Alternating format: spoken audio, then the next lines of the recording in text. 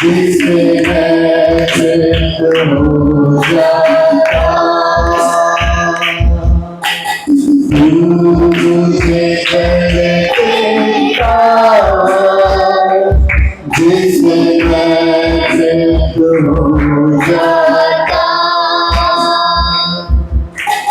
तू है मेरा प्रिय और मैं तुझसे प्रेम करूँगा। तू है मेरा प्रिय और मैं तुझसे प्रेम करूँगा। तेरा सब कुछ है और मैं तेरे लिए जीऊँगा। तू मेरा सब कुछ है और मैं तेरे लिए जीऊँगा। चारों का मैं तू मेरा मसीहा, चारों का मैं तू मेरा मसीहा। तू मुझे देता, जिससे मैं तृप्त हो जाता। तू मुझे देता, जिससे मैं तृप्त हो जाता। तू है मेरा प्रिय और मैं तुझसे प्रेम करूँगा। तू है मेरा प्रिय और मैं तुझसे प्रेम करूँगा। तू मेरा सब कुछ है और मैं तेरे लिए जीऊँगा। तू मेरा सब कुछ है और मैं तेरे लिए जीऊँगा। चारों का मैं तू मेरा मसीहा, चारों का मैं तू मेरा मसीहा। तू मुझे देता, जिससे मैं तृप्त हो जाता। तू मुझे देता, जिससे मैं तृप्त हो जाता।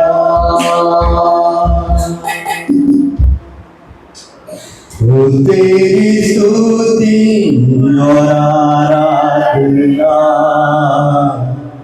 करता हूँ मैं तुझसे प्रार्थना। महिमा से तेरी तू इस जगह को भर, जो भी तू चाहे तू यहाँ पे कर। हालेलुया, हालेलुया, हालेलुया,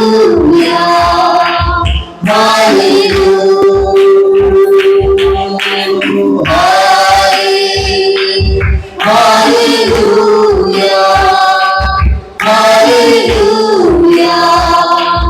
हालेलुया।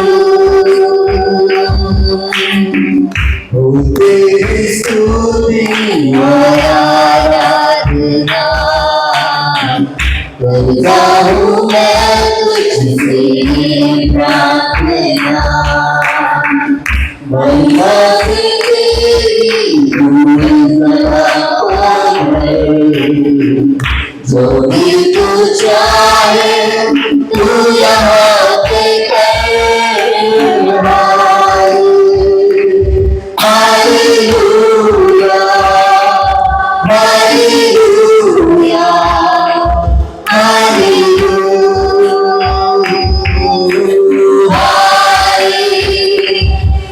हालेलुया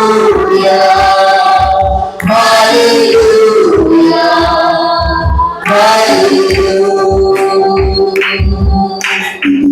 करुणा से तेरी नंद आता है। दौलत पे मेरी मुझे बचाता है। करुणा से तेरी नंद आता है। दौलत पे मेरी मुझे बचाता है। जब मैं पुकारूं तू दौड़ आता है। जब मैं गिरूं मुझे उठाता है। हालेलुया हालेलुया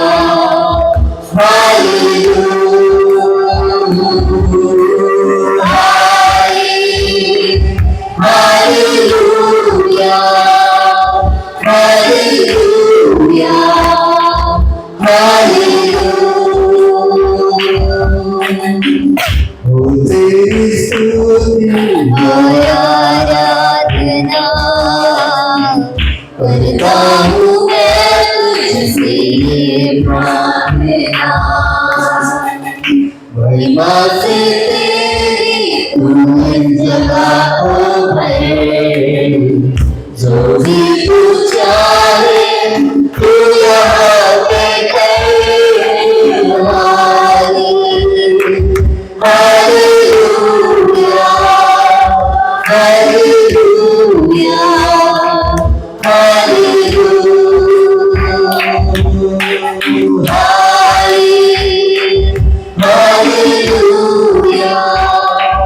हालेलुया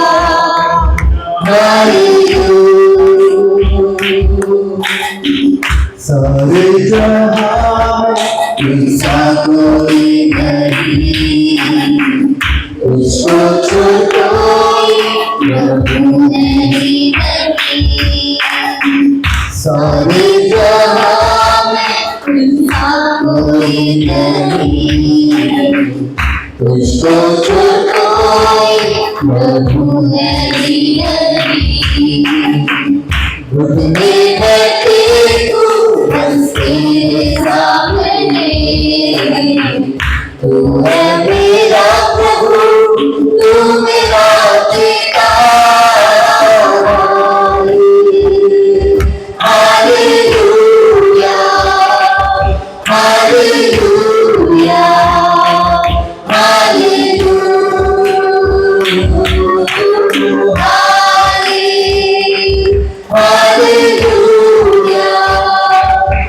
हालेलुया हालेलुया।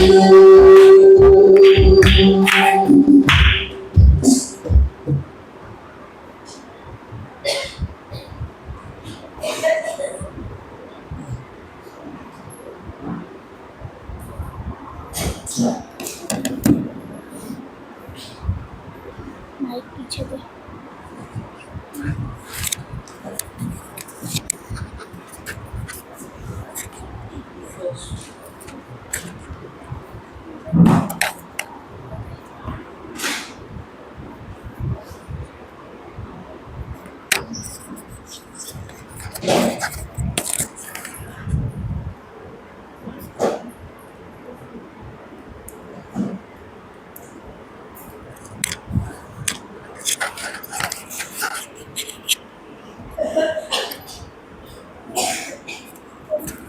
आइए हम लोग पवित्र शास्त्र के अंदर से कुछ बातों को देखेंगे।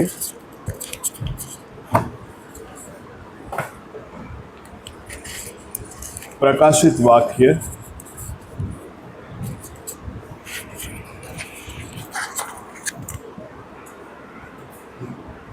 चौथा अध्याय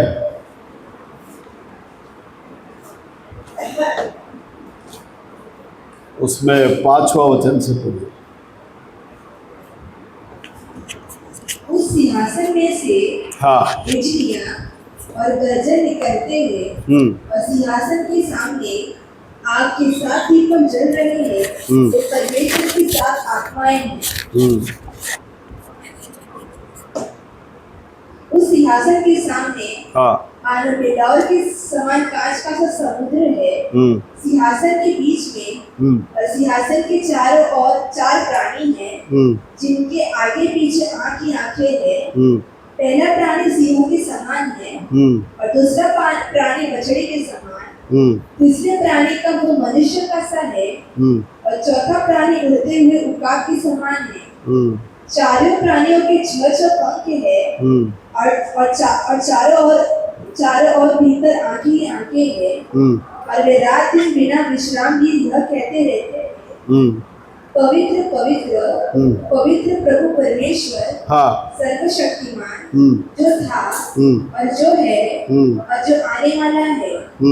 जब ये प्राणी उसके जो सिंहासन पर बैठा है और जो युगानुयुग जीविता है महिमा और आदर और धन्यवाद करेंगे, तब 24 प्राचीन सिंहासन पर बैठने वाले के सामने गिर पड़ेंगे और उससे जो युगानुयुग जीविता है प्रणाम करेंगे और वे अपने अपने मुंह को सिंहासन के सामने यह कहते हुए डाल देंगे, ये हमारे प्रभु और परमेश्वर, तू ही महिमा और आदर और सामर्थ्य के योग्य है, क्योंकि तू ही ने सब वस्तुएं सृजी और वे तेरी इच्छा से थी और सृजी गई। बस बस தமிழ்ல வாசிங்க। 4வது அதிகாரத்தில் 5வது வார்த்தை।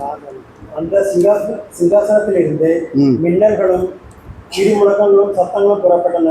தேவனுடைய 7 ஆவிகளாகிய 7 அக்கினி தீபங்கள் சிங்காசனத்திற்கு முன்பாக எரிந்து கொண்டிருந்தன. அந்த சிங்காசனத்திற்கு முன்பாக பளிங்கு கோப்பான கண்ணாடி கடல் இருந்தது. அந்த சிங்காசனத்தின் மத்தியிலும் அந்த சிங்காசனத்தை சுற்றிலும் 4 ஜீவன்கள் இருந்தன. அவைகள் முன்புறத்திலும் பின்புறத்திலும் கண்களால் நிறைந்திருந்தன. முதலாம் ஜீவன் சிங்கத்திற்கு ஒப்பாகவும், இரண்டாம் ஜீவன் காளைக்கு ஒப்பாகவும், மூன்றாம் ஜீவன் மனுஷ முகம் போன்ற முகமுள்ளதாகவும், 4ஆம் ஜீவன் பறக்கிற கழுவுக்கு ஒப்பாகவும் இருந்தன. அந்த 4 ஜீவன்களிலும் ஒவ்வொன்றும் அவ்வாறு சிறங்கள் உள்ளவைகளும் சுற்றிலும் உள்ளையும் கண்களால் நிறைந்ததுமாய் இருந்தன. அவைகள் இருந்தவரும் இருக்கிறவரும் வருகிறவருமாகிய சதா சர்வ வல்லமையுள்ள தேவனாகிய கர்த்தர் பரிசுத்தர் பரிசுத்தர் என்று இரவும் பகலும் ஓயாமல் சொல்லிக் கொண்டிருந்தன. மேலும் சிங்காசனத்தின் மேல் வீட்டிலிருந்து சதா காலங்களில் உயிரோடு இருக்கிறவரும் அந்த ஜீவன்கள் மகிமையிலும் கனத்தையும் சுதந்திரத்தையும் செலுத்தும் பொழுது 24 மூப்பர்களும் சிங்காசனத்தின் மேல் வீட்டிருப்பதற்கு முன்பாக வணக்கமாய் விழுந்து சதா காலங்களிலும் உயிரோடு இருக்கிறவரை தொழுது கொண்டு தங்கள் கிரீடங்களை சிங்காசனத்துக்கு முன்பாக வைத்து, கர்த்தாவே தேவரே, மகிமையும் கனத்தையும் வல்லமையும் பெற்றுக் கொள்வதற்கு பாத்திரராக இருக்கிறேன். நீரே சகலத்தையும் சிருஷ்டித்தீர். உம்முடைய சிங்காசனத்தில் அவைகள் உண்டாயிருக்கிறவைகளும் சிருஷ்டிக்கப்பட்டவர்களாக இருக்கிறது என்றார்கள். आमीन। दुआ करेंगे। स्तुति प्रभु जी, धन्यवाद लॉर्ड। प्रभु यीशु मसीह के नाम से हम धन्यवाद की भेंट चढ़ाते। राजाओं का राजा, प्रभुओं का प्रभु, महिमामय परमेश्वर, आगममय ज्योति के अंदर वास करने वाले प्यारे खुदावन, प्रभु यीशु नाजरी के नाम से पढ़े गए वचन आपका है। इस वचन के अंदर से आप हम लोगों से बोलिए, हम लोग सुनेंगे। प्रभु तेरे नाम की महिमा होने दे। सारा आदर, महिमा, गौरव हम आप ही को देते हैं। आशीष कर, अगुवाई कर, यीशु मसीह के नाम से लॉर्ड, आमीन। हालेलुया। बैठ सकते हैं हम लोग। 5वां वचन को पढ़िए। उस सिंहासन में से बिजलियां और गर्जन निकलते हैं। उस सिंहासन से बिजलियां और गर्जन, और सिंहासन के सामने आग के साथ दीपक जल रहे हैं। वे परमेश्वर की सात आत्माएं हैं। हाँ, परमेश्वर के प्रिय लोगों, यहाँ 4 अध्याय में यदि आप पहला और दूसरा वचन को देखेंगे ना, इन बातों के पश्चात स्वर्ग खुला हुआ दिखा और वहां एक द्वार को देख रहा है। कितना द्वार है उधर? एक ही है, एक ही द्वार है। स्वर्ग में जाने के लिए द्वार कितना है? एक ही है। एक ही द्वार है, और वो एक द्वार कौन है? प्रभु यीशु मसीह है। कलीसिया काल के युग में नबी ने उसी बात को प्रचार किया। खुला हुआ द्वार को तुम्हारे सामने रख रहा हूं। परमेश्वर के अंदर प्रिय लोगों, यहां खुला हुआ द्वार वहां स्वर्ग पर दिखने में आ रहा है। पहले गर्जना की आवाज के समान मेरे से जो बात किया वो आवाज अब यूहन्ना को देखकर बोलता है, ऊपर चढ़कर आ। किधर? ऊपर चढ़कर आ। उसके बाद में हम लोग देखते हैं कि इसके बाद में जो कुछ भी होने वाला है वो सारी बातों को मैं तुझे क्या करूंगा? बताऊंगा। पहला अध्याय से लेकर तीसरा अध्याय तक कलीसिया काल का युग है। चौथा अध्याय में यूहन्ना को किधर बुला रहा है प्रभु? ऊपर बुला रहा है। अब चौथा अध्याय से लेकर 19वां अध्याय, इसके आगे यदि आप लोग देखेंगे, नबी कहने के समय पर कहता है इसका अन्य जाति का कोई वास्ता नहीं है, वो सब कुछ किसके लिए है? यहूदियों के बीच में होने वाला है। क्योंकि चौथा अध्याय में प्रभु यूहन्ना को किधर बुला रहा है? ऊपर बुला रहा है। इसका मतलब अब क्या बाकी है? रैप्चर बाकी है, उठाए ले जाना क्या है? बाकी है। यूहन्ना किसके लिए रिप्रेजेंटेटिव के रूप में इधर खड़ा है? यूहन्ना दुल्हन के रिप्रेजेंटेटिव में खड़ा है। बोलो हालेलुया। तो अभी क्या बाकी है? यीशु मसीह का आना बाकी है, और यीशु मसीह अपना दुल्हन को लेकर जाना बाकी है। आमीन। अब सिंहासन के बारे में नबी बात करने के टाइम में बोलता है, ये अभी रहम का सिंहासन नहीं रहा, क्योंकि वहां सिंहासन से क्या निकल रहा है? बिजली निकल रहा है और गर्जना की आवाजें निकल रही है। अब वो सिंहासन मर्सी का सिंहासन नहीं है, अनुग्रह का सिंहासन नहीं है, रहम का सिंहासन नहीं है। वो क्या है? न्याय का सिंहासन। बोलो हालेलुया। वो कौन सा सिंहासन है? न्याय का सिंहासन है। देखो, बोलने के टाइम में ये रहम का सिंहासन नहीं है। रहम का सिंहासन का समय क्या हो गया? खत्म हो गया। इसके आगे रहम नहीं है। ये कभी का बात है?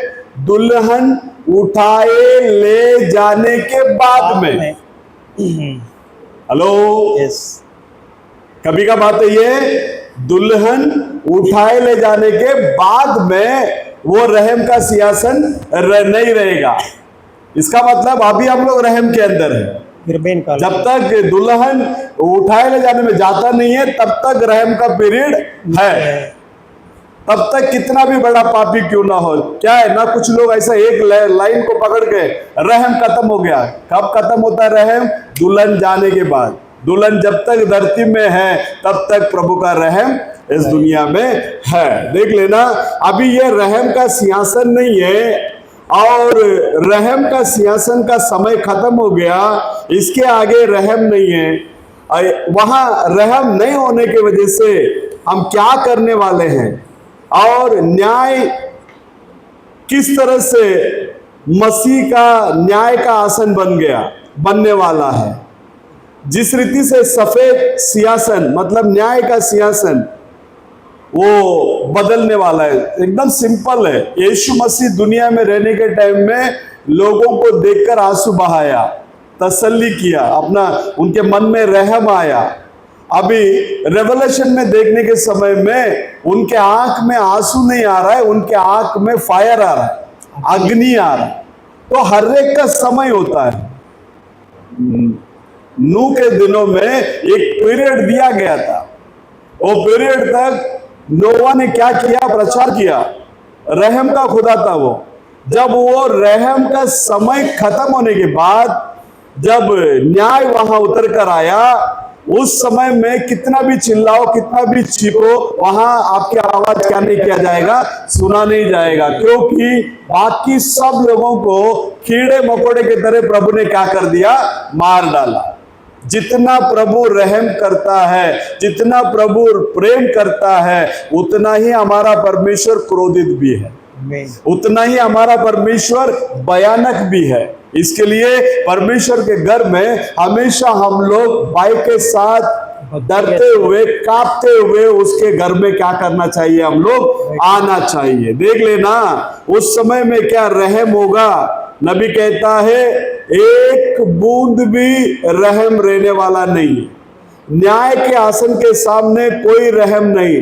वहां आप कितना भी कह रहे हो, कितना भी आपका आवाज चिल्लाओ, कुछ भी वहां होने वाला नहीं है। वो तो बोलता है वहां तुम चिल्ला ही नहीं सकते, वहां तुम्हारा आवाज निकल ही नहीं सकता। अगर तुम चिल्लाएगा भी तो वहां से कुछ भी तुमको मिलने वाला नहीं है। तो परमेश्वर के अंदर प्रिय लोगों, अब रहम का समय है।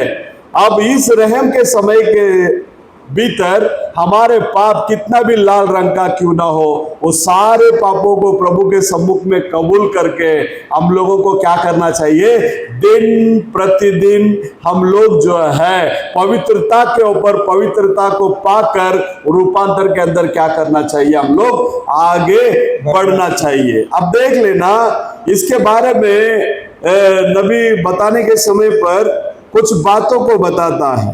वो कौन सी बात है, आपको पता होगा निर्गमन के अंदर जब मूसा के साथ में बात करने के लिए सीनाई पर्वत पर प्रभु ने उतरा था। कौन सा पर्वत पर उतरा था? सीनाई पर्वत पर। वहां उतरने के पहले उन लोगों को कुछ कामों को प्रभु ने करने के लिए बोला।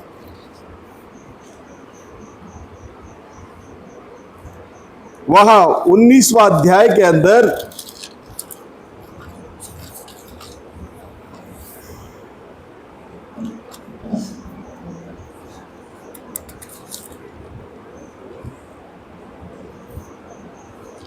बीसवां अध्याय में आइए।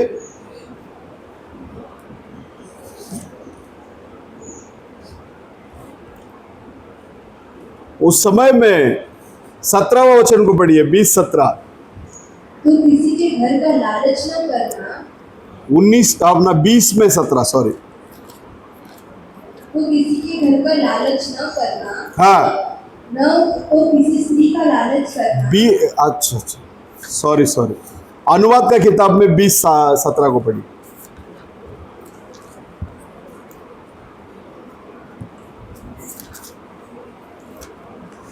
व्यवस्था व्यवहार अनुवाद बोलने से, परंतु उनका अवश्य सत्यानाश करना। हाँ, अर्थात हित्तियों, एमोरियों, हाँ, कनानियों, परिज्जियों, हिव्वियों और यबूसियों को, हाँ, जैसे कि तेरे परमेश्वर यहोवा ने तुझे आज्ञा दी है। हाँ। तमिल है ना? 20-17 उपागमம்।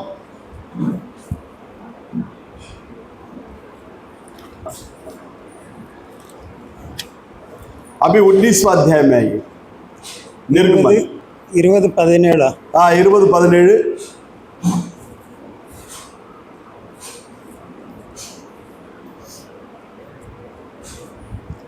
உன் தேவனாக கர்த்தர் உனக்கு சுதந்திரமாக கொடுக்கிற எத்தியர், எமோரியர், கானானியர், பெரிசியர், ஏவியர், எபூசியர் என்னும் ஜனங்களின் பட்டணங்கள் மேல் மாத்திரம் 20வது அதிகாரம் உபாகமம் 20-17.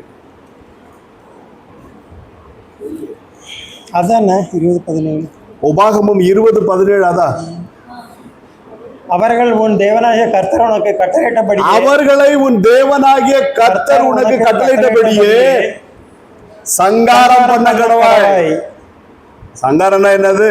அடிக்கிறது, அடிக்கிறதா? டோட்டலி கதம். சங்காரம்னா அங்க வெட்டுதான். யார் சொல்றா? தேவனாகிய கர்த்தர். यार सुन रहे थे, कौन बात कर रहा है? उन देवनागिरी, तेरा यहोवा परमेश्वर तुझे आज्ञा देता है कि सबको क्या करो, खत्म करो। जितना वो प्रेम करता है उतना वो कैसा परमेश्वर है, वो क्रोधित परमेश्वर भी है। तो परमेश्वर के अंदर प्रिय लोगों, यहां निर्गमन 19वां अध्याय में परमेश्वर उतर कर आता है। देखिए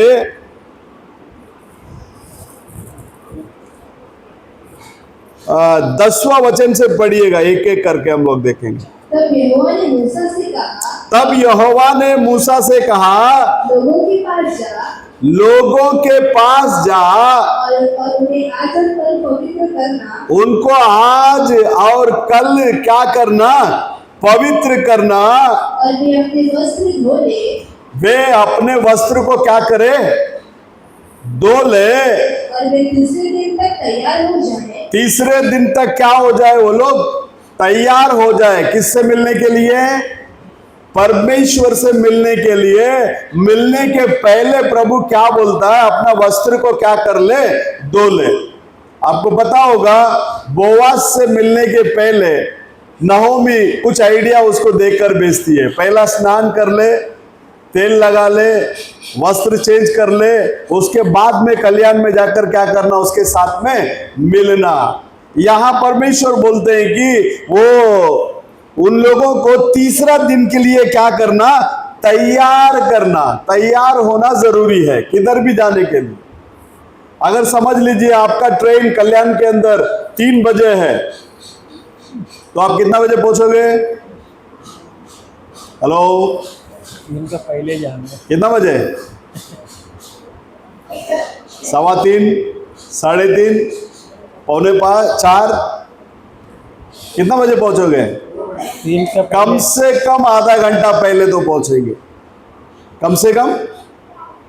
एक बार मैं और मेरा बेटा ओडिशा जाने के लिए फ्लाइट टिकट कंफर्म है।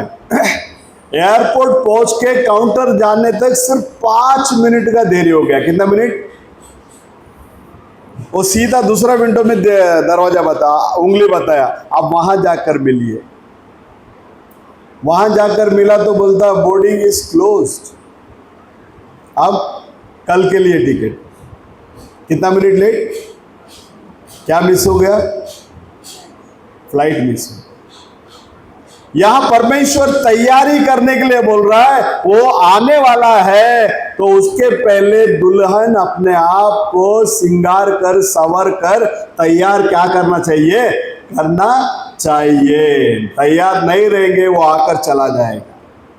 तैयार नहीं रहेंगे तो आकर क्या हो जाएगा, चला जाएगा। परमेश्वर के अंदर प्रिय लोगों, दूसरा दिन हम लोग रेडी होकर पहले टाइम पे चला गया, लेकिन फ्लाइट 1 घंटा लेट। तो एयरलाइंस वाले को मैंने लिखा, कल मेरा 5 मिनट के लिए बोर्डिंग क्लोज कर दिया, आज तुम्हारा 1 घंटा लेट है, इसके लिए क्या है? तो उनका लेट चल जाएगा। आप प्रभु को ये नहीं बोल सकता, प्रभु आप आता करके बोल के 2000 साल पास हो गए, अभी तक आप आया नहीं। वो नहीं है, वो कभी भी आ सकता है, वो उसका मर्जी है। लेकिन हमको हमेशा कैसा रहना चाहिए, तैयार रहना चाहिए। बोलो हालेलुया। ये तीसरे दिन के लिए उनको क्या करो, तैयार करो। उसके बाद में वो लिखता है, आज और कल उसको क्या कर, पवित्र कर। आज और कल उनको क्या कर, पवित्र कर। इसका मतलब दुल्हन हमेशा कैसा, किसके अंदर रहना चाहिए, पवित्रता के अंदर रहना चाहिए हमेशा। जैसा प्रभु का कलाम कहता है, तुमको बुलाने वाला जैसा मैं पवित्र हूं, वैसे तुम भी क्या बनो, पवित्र बनो। तो हमारे अंदर वो पवित्रता, देखो कबूतर को स्नान करने का जरूरत नहीं है, लेकिन कौवा को स्नान करना जरूरी है। कौवा बार बार कौवा डुबकी मारते रहता, फिर भी उसके शरीर के अंदर से एक बदबू निकलती है कौवा के अंदर। वही आप कबूतर को यदि देखेंगे, कबूतर के अंदर से बदबू नहीं निकलता है, कबूतर के अंदर से खुशबू निकलता है, क्योंकि उसके अंदर एक ऐसा चीज को रखा परमेश्वर ने, ताकि वो कैसा रहे, हमेशा महकते रहे, खुशबू देते रहे। उसी रीति से परमेश्वर दुल्हन के अंदर खुशबू को रखा है। वो कौन सा खुशबू है? आप श्रेष्ठ गीत में देखेंगे, श्रेष्ठ गीत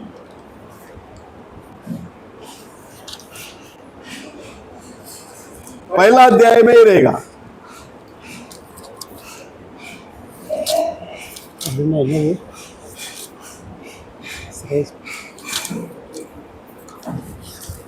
तमिल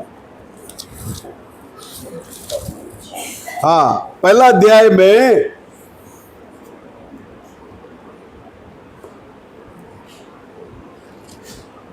तीसरा वचन को पढ़िए।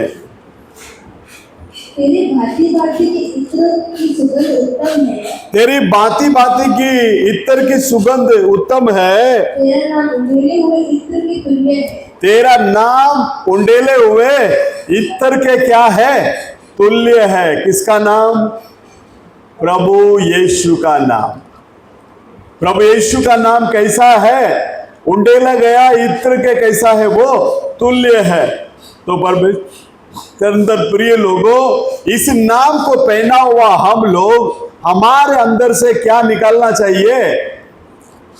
हेलो, हमारे अंदर से क्या निकलना चाहिए? खुशबू निकलना चाहिए, बदबू नहीं। क्योंकि हम और आप जिस नाम को पहने हैं वो नाम बहुत बड़ा, बहुत ही महत्वपूर्ण नाम है। तो उसके बाद में लिखता है 11वां वचन को पढ़ो इधर, निर्गमन 19:11। और वे तीसरे दिन तक तैयार हो जाए। हाँ, तो तीसरे दिन यहोवा सब लोगों को देखते हाँ, सीनै पर्वत पर उतर आएगा। देख लेना, तीसरे दिन के लिए तैयार रहना। तीसरा दिन यहोवा सारे लोग देखते हुए सिनाई पर्वत पर क्या करेगा? वो उतरेगा। लोगों को मूसा के जरिए प्रभु ने क्या कर रहा है? तैयार कर रहा है। यदि आप देखेंगे ना, ये लोग खुद प्रभु के पास में एक डिमांड को रखा। क्या डिमांड को रखा मालूम है? 20वां अध्याय में 19वां वचन को पढ़िए। इनका डिमांड क्या है? और वे मूसा से कहने लगे, मूसा से कहने लगे, तुम ही हमसे बातें कर, तो तब तो हम उन सुन सकेंगे, परंतु परमेश्वर हमसे बातें न करे, ऐसा न हो कि हम मर जाएं। क्या बोल रहा है? पहला प्रभु डायरेक्टली बात करता था, लोग सुन सकते थे। अभी यहां शास्त्र ले कहता है, प्रभु आप हमसे डायरेक्ट क्या मत करो, बात मत करो।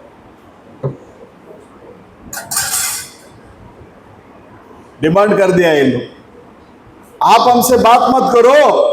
कौन हमसे बात करे? मूसा हमसे क्या करे? बात करे। अगर आप बात करोगे तो हम क्या हो जाएंगे? मर जाएगा। क्या प्रभु बात करने से हम मरेंगे क्या? नहीं,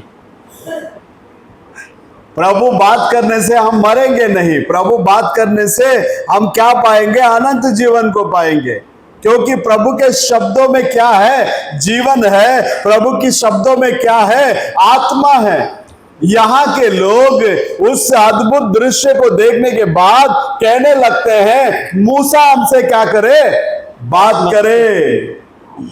हेलो, आज लोग किसी भी संस्था के आड़ में जाकर लोग सोचते हैं कि हम इसके जरिए क्या कर लेंगे? प्रभु के पास चले जाएंगे। कदापि जा नहीं सकते। यहाँ आदम के बारे में नबी कुछ बातों को बताता है। आदम और हव्वा वहां जब पाप के अंदर गिर गए, गिरने के बाद उन लोग अपने ज्ञान के हिसाब से क्या करने लगे? अपना नंगापन को ढांपने के लिए वो लोग क्या किया? पत्ते से क्या बना कर लिया? अंगोछा बना कर लिया। क्या वो अंगोछा उनका नंगापन को ढांप सकता है क्या? पत्ता का गीलापन कितना देर तक रहेगा? सूरज का किरण आया, पत्ता क्या करने के लिए चालू हो जाएगा? गिर जाए। सूखने के लिए चालू हो जाएगा। पत्ता सूख गया, जिधर पकड़ो उधर टूटेगा। पत्ता सूखने वाला पत्ता को जिधर भी पकड़ो उधर क्या हो जाता है? टूटता है। तो नबी कहने के समय पर कहता है, इसी रीति से आज लोग मेथोडिस्ट, बैप्टिस्ट, प्रेस्बिटेरियन और पेंटेकोस्ट इस रीति का उस वस्त्र को वो लोग क्या किया है? तैयार किया है, लेकिन वो वस्त्र उनका नंगापन को क्या नहीं कर सकता?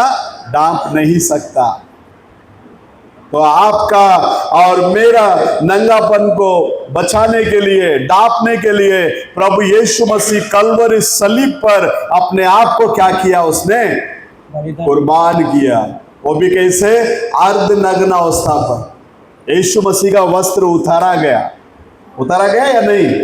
वो वस्त्र को उतार कर वहां चिट्ठी डालाता है, सीट बोट पंगिटार खड़ी। वहां जिस दिन यीशु मसीह का वस्त्र वहां उतरा, यहां दुल्हन को वह वस्त्र को प्रभु ने पहना दिया। आमीन। बोलो हालेलुया। प्रभु ने अपना ही जान देकर आपको मोल लिया है, अपने ही लहू देकर आपको क्या कर लिया है? मोल लिया है। प्रभु परमेश्वर ने अपना वस्त्र को सलीब पर खोया ताकि हम लोगों को वस्त्र मिल सके। आमीन। धार्मिकता का वस्त्र, वो मखमल वस्त्र किसने दिया? प्रभु यीशु मसीह ने हमें दिया है। तो आज उस समय में परमेश्वर ने उनका नंगापन को ढांपने के लिए एक जानवर को क्या किया है? मारा है। मरा हुआ उस जानवर का चमड़े को निकालकर उनको क्या बनाया? वस्त्र बनाया। उनका पाप का उस स्थान को, पापी का उस स्थान को प्रभु यीशु मसीह का लहू ने क्या किया है? उठा लिया है। जहां प्रभु यीशु का लहू छिड़का जाता, वहां कैसे भी रंग का पाप क्यों ना हो, सारे पापों को धोने में हमारा प्रभु यीशु मसीह का लहू सामर्थ्य है। आमीन। बोलो हालेलुया। यीशु मसीह का वो लहू परमेश्वर का उस क्रोध को रोक कर रखा है। ईमान, यीशु मसीह का लहू ही वो पिता परमेश्वर का क्रोध को हमसे क्या कर रखता है? वो रोक कर रखता है। एक ही एक लहू उसको रोक सकता है, और वो उसका खुद का पुत्र का लहू है। बोलो हालेलुया। उसका खुद का पुत्र कौन है? प्रभु यीशु मसीह है। क्यों खुद का पुत्र का लहू को उसने दिया? उसको बहुत सारे पुत्र और पुत्रियों को क्या करना था? अपने पास खींचकर लेना था। बोलो हालेलुया। अब वो लहू को देखने के समय में वो पीछे लौट जाता है। वो पहले से जिन लोगों को चुन के रखा, उनको अपना बेटे का गिफ्ट, यीशु मसीह आपके लिए, मेरे लिए एक बहुत बड़ा तोहफा है। इस दुनिया में कितना भी तोहफा मिलने दो, यीशु मसीह से बढ़कर कोई तोहफा नहीं है। यीशु मसीह से बड़ा कोई तोहफा है क्या? हालेलुया। आपके लिए, मेरे लिए मिला हुआ एक बहुत बड़ा तोहफा वो प्रभु यीशु मसीह है। अब परमेश्वर वो तोहफा को हमें दिया, और हम लोगों को न्याय से उसने क्या कर लिया? बचा लिया। क्योंकि वो उसका लहू, उसके पहले से जो लोग चुने हुए हैं, उन लोगों को अपने लहू से धोकर शुद्ध करके परमेश्वर अपना खुद के शरीर में उनको क्या कर लेता है? इकट्ठा कर ले लेता है। बोलो हालेलुया। परमेश्वर के अंदर प्रिय लोगों, बुलाए गए उसके कलीसिया तैयार होकर उठाए ले जाने में जाने के बाद परमेश्वर का क्रोध ये धरती पर उतरेगा। बोलो हालेलुया। इसका मतलब प्रभु का गुस्सा को रोक कर रखता है कौन? उसका दुल्हन इधर क्या कर रखा है? रोक कर रखा है। जब तक उसका दुल्हन ये दुनिया से चली नहीं जाती, जब ये दुनिया से दुल्हन चली जाएगी, तो प्रभु का क्रोध क्या करने वाला? इधर उतर कर आने वाला है। इसके लिए नबी कहता है, मेरे भाइयों और बहनों, आप लोग उस क्रोध का समय को देखने की इंतजार मत करना। अभी जो रहम का समय है, इसी समय में अपने आप को क्या करना? प्रभु के हाथ में हवाले कर देना। वो बोलता है, अगर मेरा शरीर को मैं दे दूं, ये क्या बोलते हैं उसको, गन, जो बहुत ज्यादा गोलियों का रोल लगाते हुए गन लेके घूमता है ना लोग, वो गन से अगर तुमको कितना गोली मार के खत्म करने दो, लेकिन वो चल जाएगा बोलता है। लेकिन वो क्रोध का दिन में खड़े रहने का इंतजार मत करना। ये अभी ये जो इधर मरण जो है, ये सिर्फ शरीर का मरण है, इसमें कुछ भी कोई परवाह नहीं। लेकिन शास्त्र कहता है तुम्हारा प्राण और शरीर को साथ में जो नष्ट करने का योग्य है, उसका ही तुम क्या करना, डरना।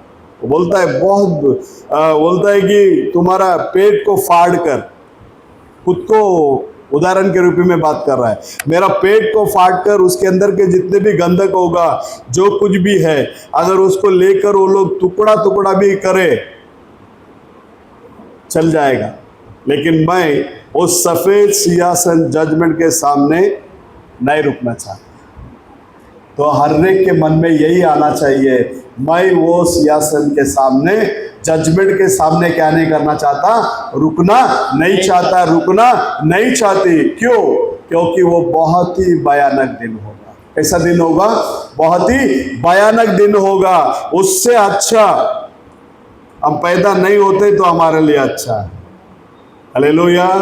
उसके बाद में बोलता है, मैं इस छोटा सा सिंहासन को, यहां मसीह का सिंहासन के पास उसको लेकर उसके लहू को मैं क्या कर लूं, स्वीकार कर लूं, और उसके अलावा मैं कुछ भी मेरे साथ में लेकर जाने की जरूरत है ही नहीं है। आपके ऊपर, मेरे ऊपर जो प्रभु का लहू है, वो लहू के साथ में हम किधर जाएंगे? प्रभु के पास जाएंगे। बोलता है यीशु मसीह का वो लहू, जो वो लहू का झरना, उसके अलावा मैं दूसरा कोई झरना को क्या नहीं करता, नहीं जानता। यही मेरा भरोसा है और यही मेरा छुपने का स्थान है। यीशु मसीह के लहू के अलावा दूसरा कुछ भी नहीं। बोलो हालेलुया, हालेलुया। तो परमेश्वर के अंदर प्रिय लोगों, यीशु मसीह के नाम को ही सारा सामर्थ्य और सारा स्तुति, सारा आदर, बोलता है सभी देवदूत लोग उसको झुककर दंडवत करे, क्योंकि वही प्रभुओं का प्रभु है। उसको ही वो लोग क्या करेंगे? मुकुट देंगे। मैं मसीह के अंदर, मतलब दृढ़ चट्टान। कौन है? मसीह, दृढ़ चट्टान। घर रेती के ऊपर नहीं बांधना चाहिए, घर किसके ऊपर बांधना चाहिए? चट्टान के ऊपर बांधना चाहिए, क्योंकि रेती के ऊपर बांधोगे, हवा का झोंका जब आएगा वो क्या हो जाएगा? गिर जाएगा। लेकिन चट्टान के ऊपर बांधा गया वो हमेशा हमेशा क्या किया रहेगा?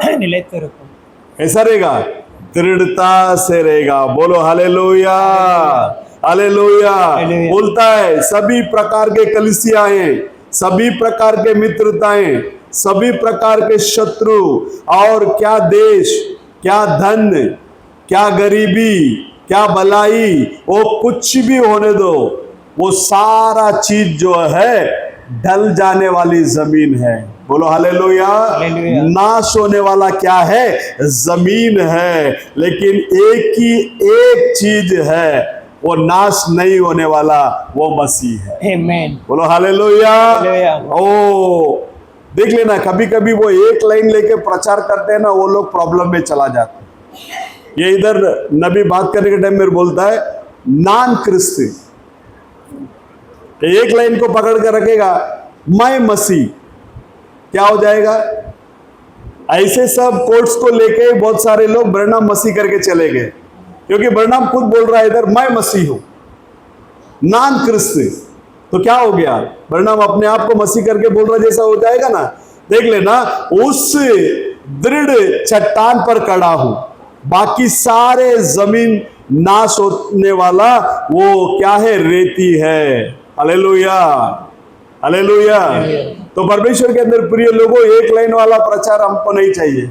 हमको आगे पीछे ऊपर नीचे बाइबल के अंदर जेनेसिस से लेकर प्रकाशित वाक्य तक नबी जो भी बात कर जा रहा है, इधर टैली हो रहा है क्या, इसको देख के जानकर समझकर उसके बाद लोगों के बीच में क्या करना चाहिए? रखना चाहिए। बोलो हालेलुया, हालेलुया। हालेलुया। तो परमेश्वर के अंदर प्रिय लोगों, अब आइए लेवी का किताब 16वां अध्याय में। लेवी का किताब 16वां अध्याय 14वां वचन को पढ़िए। बाद में हम लोग 19वां अध्याय में आएंगे। तब भी बछड़े के लहू में से कुछ लेकर, बछड़े के लहू में से कुछ लेकर पूर्व की ओर प्रायश्चित के ढकने के ऊपर, किधर? पूर्व के ओर, किഴക്ക്। हाँ, प्रायश्चित के ढकने के ऊपर हाँ, अपनी उंगली से छिड़के, अपने उंगली से क्या करे? छिड़के। और फिर उस लहू में से कुछ उंगली के द्वारा हाँ, उस ढकने के सामने की साग पर छिड़क दे। हाँ, बस बस बस बस। ஐயா வாசிங்க லேவியராகமம் 16:14. பின்பு காளையின் ரத்தத்தினாலே கொஞ்சம் எடுத்து கீழ்ப்புறமாக நின்று தன் விரலினால் கிருபாசனத்தின் மேல் தெளித்து अपने उंगलियों से किसके ऊपर छिड़कने का? उसको विरलिनाल रहम के सिंहासन के ऊपर। हाँ, அந்த ரத்தத்தில் கொஞ்சம் எடுத்து उस लहू में थोड़ा लेकर கிருபாசனத்துக்கு முன்பாக 7 தரம் தன் விரலினால் தெளிக்க கடவன்। कितना बार? 7 टाइम। कितना बार छिड़कने का है? 7 बार छिड़कने का है। 7 नंबर किसको दर्शाता है? सिद्धता को दर्शाता है, परिपूर्णम। परिपूर्ण 7 नंबर किसको दर्शाता है? परिपूर्णम, सिद्धता। अब 7 बार छिड़कने के लिए क्या बोल रहा है? उधर बोल रहा है, आप रेवलेशन के अंदर आकर देखेंगे 7 दिया, 7 तारे, 7 गर्जना, 7 आंखें, सब 7 7 7 7 करके ही आएगा। बोलो हालेलुया, हालेलुया। अब यहाँ 7 बार क्या करने के लिए बोल रहा है? छिड़काने के लिए बोल रहा है। कृपासन से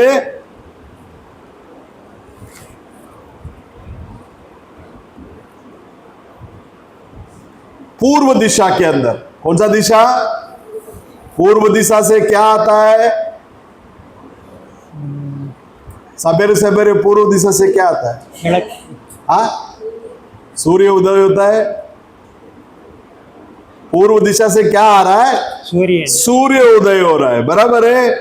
ओ नबी कहने के समय पर कहता है वो पूर्व दिशा को मत भूलना, क्योंकि कौन सा दिशा से यीशु मसीह आ रहा है? वो पूर्व दिशा से आ रहा है। கிழக்கிலிருந்து என்ன செய்றார்? அவரு उदयमाகிறார்। बोलो हालेलुया। किधर से आ रहा है वो? ये पूर्व दिशा का शब्द को मत भूलना। वो कौन सा दिशा से यीशु मसीह आ रहा है? पूर्व से आ रहा है, महिमा के बादल के ऊपर। बोलता है कि सूरज किधर से उदय होता है? पूर्व से उदय होता है। और SUN सन पूर्व से उदय होता है, और SON सन जो मसीह, वो भी पूर्व से ही क्या कर रहा है? उदय हो रहा है। बोलो हालेलुया, हालेलुया। देख लेना, SON सन कौन सा दिशा से उदय होगा? वो भी पूर्व से ही। अब अनुग्रह का वो पेटी जो है, कृपासन जो है, किधर था? वो पूर्व के दिशा की ओर था। नबी का कलीसिया के अंदर लोग बैठने का डायरेक्शन भी कौन सा दिशा में था? पूर्व दिशा के समय। हाँ, इधर से वो प्रीच करने के टाइम वो लोग पूर्व दिशा में बैठकर क्या कर रहा है? क्या कर रहा है?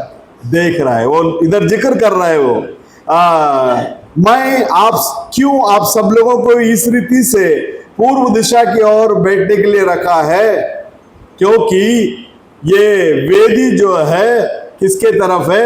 पूर्व दिशा के और है। वो कितना सुंदर सा है, देख लेना। परमेश्वर के अंदर प्रिय लोगों, पूर्व दिशा के अंदर क्या बोला है? वो अपने उंगलियों से उस लहू को लेकर कृपासन के ऊपर, रहम के उस आसन के ऊपर लहू को कितना बार छिड़कना है? 7 बार छिड़कना है।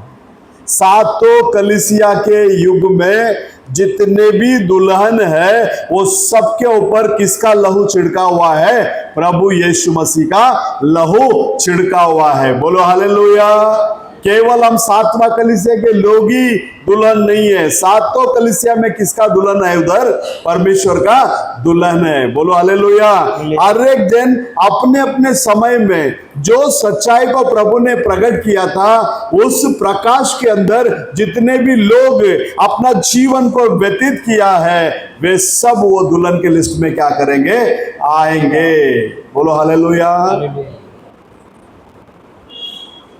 पूर्व के दिशा में 7 बार बोलता है, 7 कलीसिया के युग यीशु मसीह के लहू से ढापा गया है।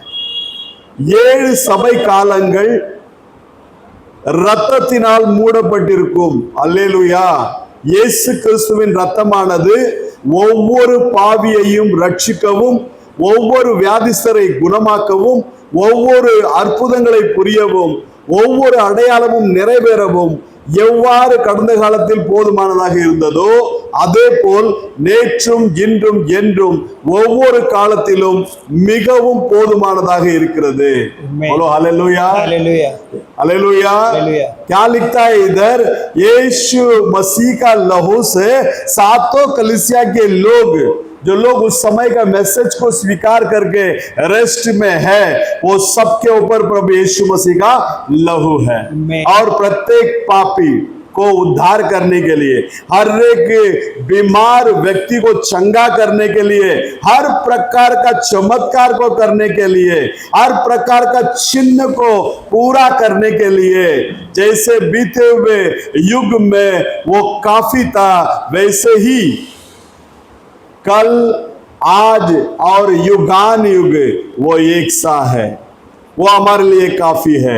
मसीह आने के लिए 1490 साल पहले,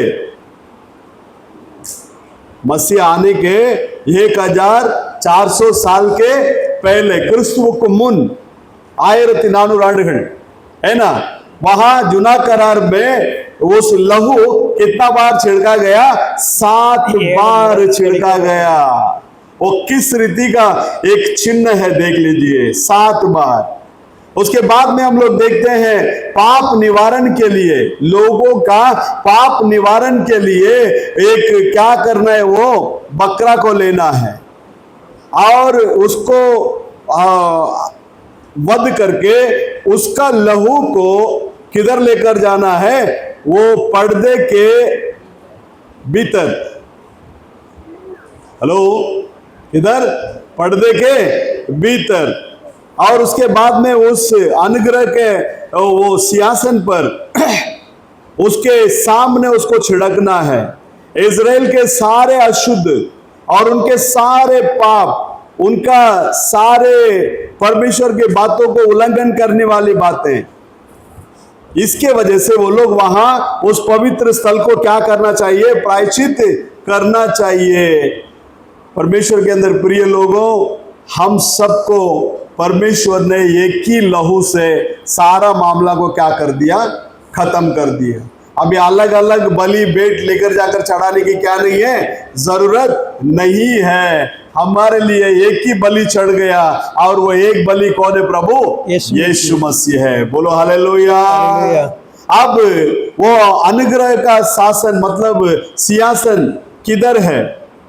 वहां करार के पेटी के अंदर क्या था? व्यवस्था था। क्या था? व्यवस्था। अब व्यवस्था के बारे में यदि आप देखेंगे, व्यवस्था के पास रहम नहीं था। बोलेगा तू ये गलत किया तो तेरे लिए ये सजा है, तू ये करेगा तो क्या है? ये सजा है। लेकिन आज आप और मैं व्यवस्था के अंदर नहीं है, अनुग्रह के अंदर है ना। अब अनुग्रह के वजह से हम लोग दिन प्रतिदिन क्या होते जा रहा है? बसते जा रहा है। लेकिन व्यवस्था के समय में क्या था? व्यवस्था के समय में अगर एक भी व्यवस्था को अगर वो पालन नहीं किया, एक व्यवस्था को अगर उसका उल्लंघन करता है, सीधा मौत था। सीधा क्या था? मरण। நியாய பிரமாணத்தில் ஒன்றை மீறினால் கூட இரக்கமின்றி மறிக்க வேண்டியதுதான். वहां दया है ही नहीं है, वहां मरना ही है.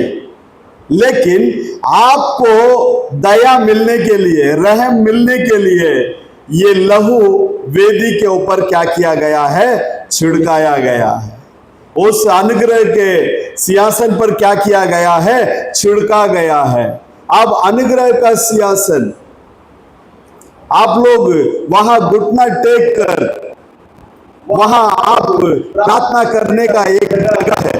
लोग घुटना टेक कर परमेश्वर की ओर रहम के लिए वहां वो लोग क्या करते हैं? कहते हैं. कभी कभी देखो ऐसा लोग चिल्लाते हैं, चीखते हैं, नहीं इसके आगे मैं ऐसा काम नहीं करूंगा, मुझे एक बार छोड़ दो. नहीं, सीधा कत्लेआम. आप लोग बहुत सारे चीज को देख सकते हैं. ऐसा एक समय आने के पहले हम लोग अभी अपने आप को क्या करेंगे? ठीक करके किसी भी हालात में. नबी यही बोलता, मसीह कभी भी आने दो, मसीह आज आने दो, कल आने दो, या कई साल के बाद आने दो, लेकिन तुम ऐसा जिंदगी जियो, आज मसीह आएगा तो भी मैं आज मसीह के साथ में चला जाऊं. बोलो हालेलुया, हालेलुया, हालेलुया. तो इसके मतलब हम लोग अभी भी प्रभु का रहम के आसन को छोड़ना नहीं चाहिए. वहां हम हमेशा प्रभु के साथ में क्या करना चाहिए? बने रहना चाहिए. लेकिन अब हम लोग जो रेवलेशन 4:5 में जो देखा, वहां बोलता है वो अभी रहम का सिंहासन नहीं रहा. गौर कीजिए, वहां से बिजली आ रही है, वहां से गर्जना आ रही है. इसका मतलब रहम के सिंहासन में वहां क्या नहीं है? ना तो बिजली है, ना तो गड़गड़ाहट का आवाज है, गर्जना का आवाज है. इसका मतलब वो कौन सा सिंहासन है? न्याय का सिंहासन है. बोलो हालेलुया. न्याय का क्या है? वो सिंहासन है. अब आइए 19वां अध्याय के अंदर, निर्गमन 19 में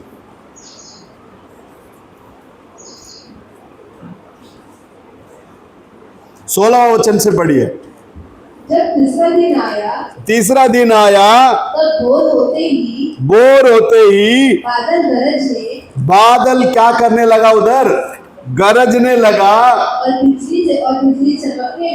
और बिजली क्या करने लगी? चमकने लगी. और पर्वत पर काली घटा छा गई. और पर्वत पर क्या छा गया? काली घटा छा गया. और नरसिंगे का बड़ा भारी शब्द हुआ. नरसिंगे का बड़े भारी शब्द हुआ. और छावनी में जितने लोग थे सब कांप उठे. छावनी में जितने भी लोग थे सब कैसे हो गए? अभी कांप उठे, तरतराने लगे. क्यों? उधर कौन उतर कर आ रहा है? यीशु. वहां तीसरा दिन भोर के समय में गर्जना का आवाज, बिजली कड़क रही है, पर्वत के ऊपर घने क्या? काली घटा. उसके बाद में बहुत बड़ा ललकार की आवाज आ रहा है, और वहां जितने भी लोग खड़े थे सब लोग क्या करने लगे? कांपने लगे. आज लोगों के हृदय के अंदर परमेश्वर का भय क्या हो गया है? निकल गया है. परमेश्वर का भय होना जरूरी है. यदि परमेश्वर का भय हमारे अंदर रहेगा तो हमारे घर परिवार के अंदर परमेश्वर का छाया बने रहेगा, परमेश्वर का अनुग्रह बने रहेगा, परमेश्वर का दया बने रहेगा, और परमेश्वर आपके लिए जो कुछ भी योजनाएं रखे हैं उस योजना को प्रभु आपके जरिए क्या करेगा? पूरा करेगा. अब 17वां वचन को पढ़िए. पर मूसा लोगों को परमेश्वर से भेंट कराने के लिए छावनी से निकाल ले गया. और वे पर्वत के नीचे खड़े हुए. देख लेना, यहां इन लोगों को परमेश्वर अच्छे से प्रेम से क्या करके लेकर आया? चला कर लेकर आया. लेकिन इन लोगों ने डिमांड करके क्या ले लिया? व्यवस्था को ले लिया. क्या लिया? कौन डिमांड किया? यही लोग उनको क्या किया है? डिमांड किया है। देख लेना, नबी कहने के समय पर कहता है यहाँ न्याय, वो लोग वहां चलकर जा रहे थे, वो लोग यात्रा करने के समय में परमेश्वर उनको अनुग्रह को दिया था। क्या दिया था? अनुग्रह को दिया था, लेकिन वो लोग क्या मांग लिए? व्यवस्था को मांग लिए। क्या मांगे? हमको क्या चाहिए? व्यवस्था चाहिए। परमेश्वर उनको एक संस्था के रूप में नहीं रहना चाहिए करके प्रभु चाहता था। आपको पता है सामुएल के समय में प्रभु सामुएल के जरिए सारा चीज को बराबर चलाकर आ रहे थे, लेकिन लोगों का नजर किधर गया? ये देश अच्छा है, वो देश अच्छा है, बाजू का देश अच्छा है। क्यों अच्छा है? उन लोगों के लिए सब क्या है? राजा है, लेकिन हमारे लिए क्या नहीं है? राजा नहीं है। लेकिन उनका राजा कौन था? परमेश्वर स्वयं उनका राजा था। हालेलुया। उनका राजा क्या था? स्वयं परमेश्वर था। लेकिन उनका नजर अड़ोस पड़ोस में देखा। देखो, आपका नजर अड़ोस पड़ोस में जाएगा ना, घर में प्रॉब्लम आएगी। अड़ोसी फ्रिज लाएगा, तुम भी जिद करेगा हम अपना घर में भी फ्रिज चाहिए। अड़ोसी पड़ोसी तुम्हारा अगर अच्छा क्या लेके आया, पलंग लेके आया, तो घर में इधर लड़ाई चालू हो गया। पड़ोसी औरत कुछ पट्टू साड़ी या कोई भी साड़ी लेकर आ गई, हाँ उसका आदमी लेकर आ कर दिया, इधर घर में तुरंत पार गया आओ बीट कर पार जे। उनका पति को देखो क्या क्या लेकर आ कर दे रहा है, एक आप भी क्या हो जाएगा। तो इसलिए हमारा नजर अड़ोस पड़ोस में नहीं, सीधाई से किसके ऊपर? प्रभु यीशु मसीह के ऊपर। अब ये लोगों का नजर यीशु मसीह के ऊपर जब तक था एकदम प्रॉपर चला। अब ये लोग आकर जिद करने लगे सामुएल के पास, नहीं नहीं हमको भी क्या चाहिए? राजा चाहिए, एक राजा हमारे लिए भी चाहिए। वो बोला भाई क्या कमी है? वो तो बता, कमी कुछ नहीं है, लेकिन हमको राजा चाहिए। क्या चाहिए? जैसा आजकल के क्रिश्चियन लोग, हमारे लिए एक संस्था चाहिए। क्या चाहिए? हमको एक राजा चाहिए, लेकिन हमारे लिए कोई संस्था नहीं है, हमारे लिए एक ही राजा है, वो राजा प्रभु यीशु मसीह। बोलो हालेलुया। सामुएल जाकर प्रभु के पास रो रहा है, प्रभु ये क्या है? तो प्रभु बोला उसको, सामुएल तू क्यों दुखित है, तू क्यों रो रहा है? वो लोग के ऊपर तू थोड़ी ना प्रभुता कर रहा था, उनके ऊपर प्रभुता कौन किया? मैं कर रहा था। वो लोग तुझे धिक्कार नहीं कर रहा है, वो लोग किसको धिक्कार कर रहा है? मुझे धिक्कार कर रहा है। बोलो हालेलुया। तो परमेश्वर के अंदर प्रिय लोगों, वहां सामुएल के पास प्रभु ने बोला वो लोग जैसा चाहता है वैसा उसको क्या करो? राजा दे दो। प्रभु किसी को भी जबरदस्ती नहीं करता। एक बात ध्यान में रख लेना, प्रभु किसी को भी जोर जबरदस्ती क्या नहीं करता? नहीं करता। स्वर्ग में जाना, परमेश्वर के राज्य में रहना, ये बात किसको तय करना पड़ेगा? हम इंडिविजुअल को ही तय करना पड़ेगा। यदि आप तय करोगे मुझे जाना है, तो आप जा सकते हैं। आमीन, हालेलुया। तो परमेश्वर के अंदर प्रिय लोगों, यहाँ ये लोग एक व्यवस्था चाहिए करके क्या कर लिए? मांग लिए। और वो लोग संस्था के हिसाब से नहीं रहना चाहिए प्रभु चाहते थे, लेकिन वो लोग परमेश्वर का पीछा करना, उसके आधीनता में जीवन व्यतीत करना, उसके सामर्थ्य के आधीन में जीना, उसको छोड़ दिया। बोला ये नहीं चाहिए हमको। उनको क्या चाहिए? एक संस्था चाहिए। बोलो हालेलुया। किसी भी संस्था किसी भी व्यक्ति को स्वर्ग में भेज नहीं सकता, क्योंकि शास्त्र लेख में लिखा है वेश्या और वेश्या का बच्चे लोग।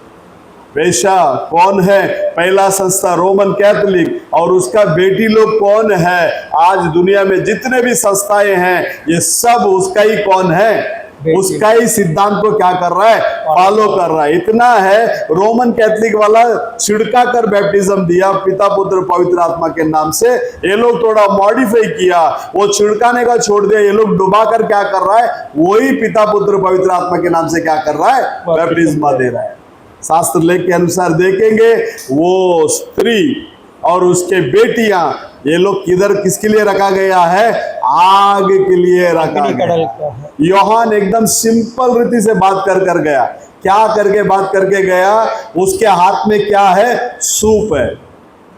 मोरन लिया सोलग 16 वर्ष।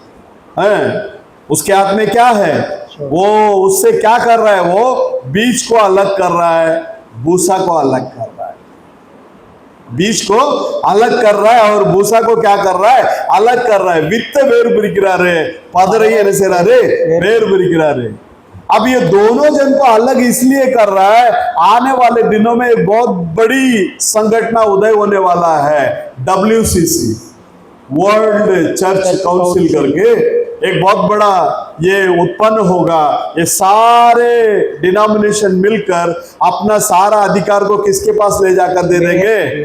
पोप के पास दे देंगे। वही मेरे घर में किसके पास दे देंगे? पोप। तो ये सारा घास, ये सारा जो भूसा जो है, इसलिए एकत्रित हो रहा है आग के अंदर झोंका जाने के लिए, और सारा बीज इसके लिए एकत्रित होते जा रहा है। इसको किधर प्रभु लेकर जाने वाला है? अपने भंडार पे लेकर जाने वाला है। बोलो हालेलुया, हालेलुया। एकदम सिंपल सिटी में यूहन्ना क्या करके गया? बात कर गया। परमेश्वर के अंदर प्रिय लोगों, यहां ये लोग वो एक संस्था को क्या कर लिए? बना लिए। अनुग्रह उन लोगों को एक भविष्यवक्ता को दिया था। मूसा कौन था? मूसा कौन था? भविष्यवक्ता था ना, दीर्घदर्शी। क्लियर कट बात करता है। प्रेरितों का काम, अनुग्रह उनको क्या दिया?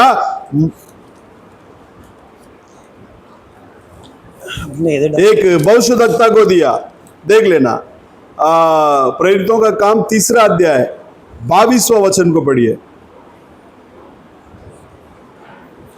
जैसा कि मूसा ने कहा, 21 से ही पढ़ सकता है, 21-22। अवश्य है कि हाँ, वो स्वर्ग में उस समय तक रहे, हाँ, जब तक कि सब बातों को सुधार न कर ले, हाँ, जिसकी चर्चा प्राचीन काल से परमेश्वर ने अपने पवित्र भविष्यवक्ताओं के मुख से की है।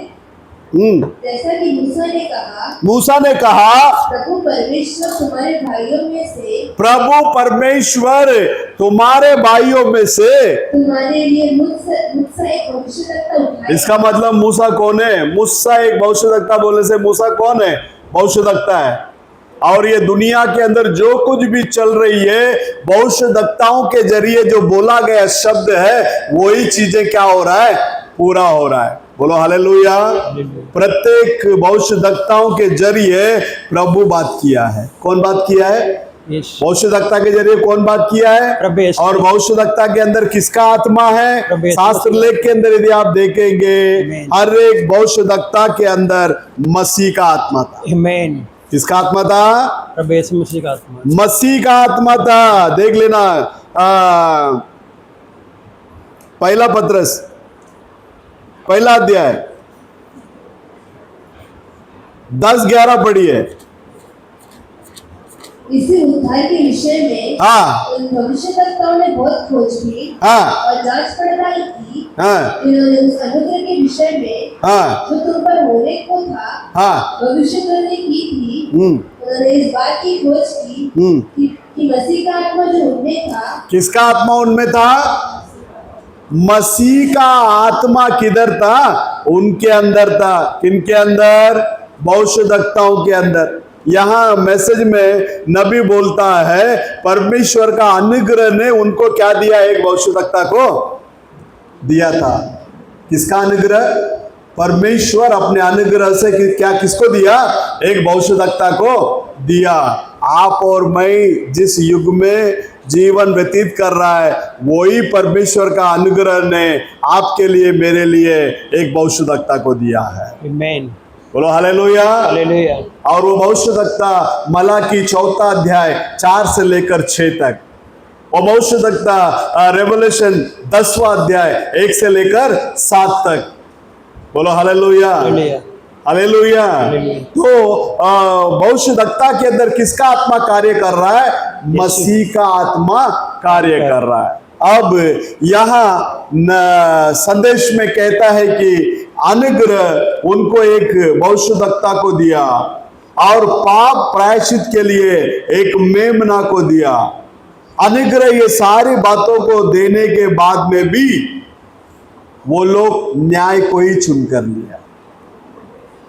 अनुग्रह क्या क्या दिया?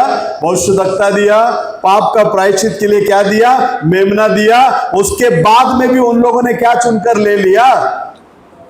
न्याय को ही चुनकर ले लिया। देख लेना, கிருபை இவெல்லா காரியங்களையும் அவர்களுக்கு அளித்தது, ஆயினும் அவர்களோ न्याय தீர்ப்பையே விரும்பினார்கள்।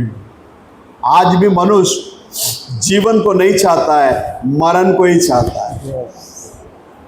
आमीन। शुरुआत में मानव जाति किसको चुन लिया?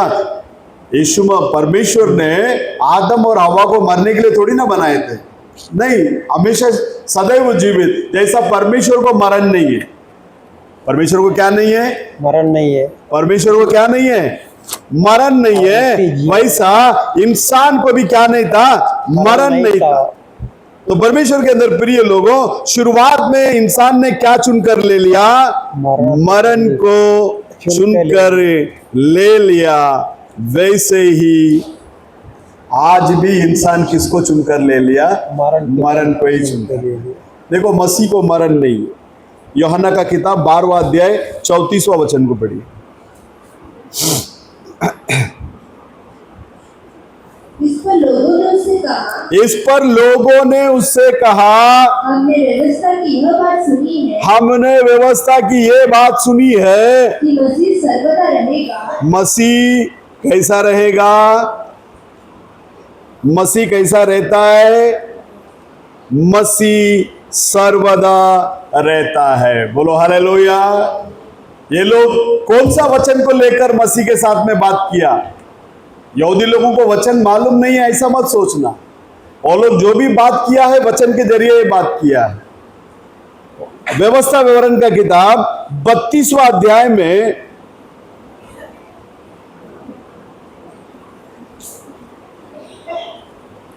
40वां वचन को पढ़िए।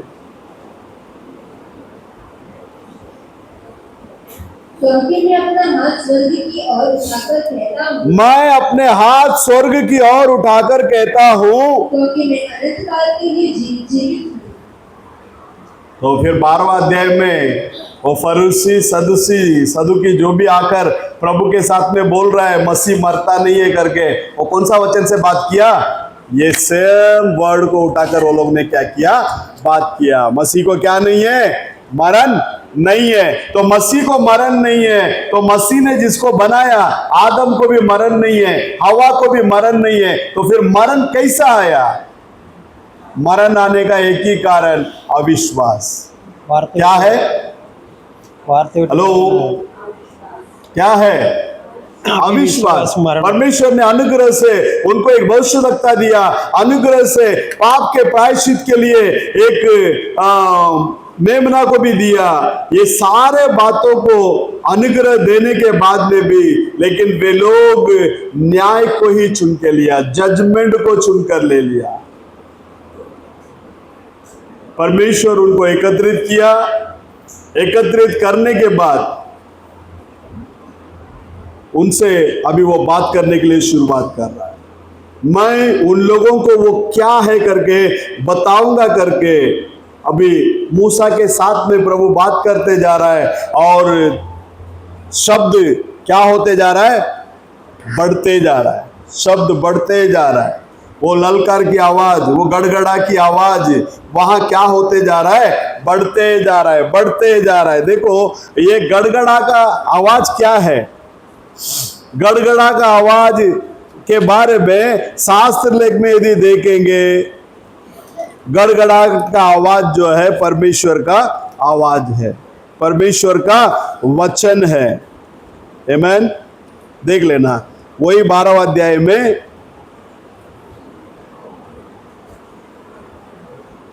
28वां वचन को पढ़िए, 28 और 29।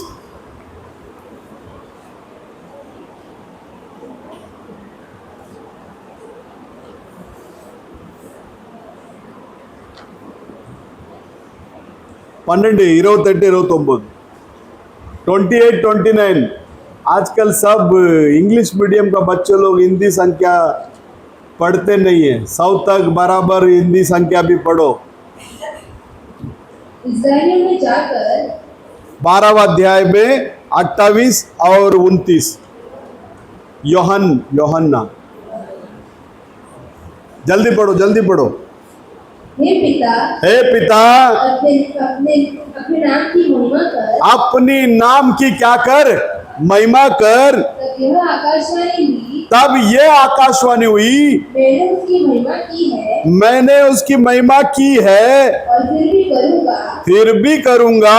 तब जो लोग खड़े हुए सुन रहे थे, लोग खड़े हुए सुन रहे थे, उन्होंने कहा कि बादल गरजा। बादल क्या हुआ?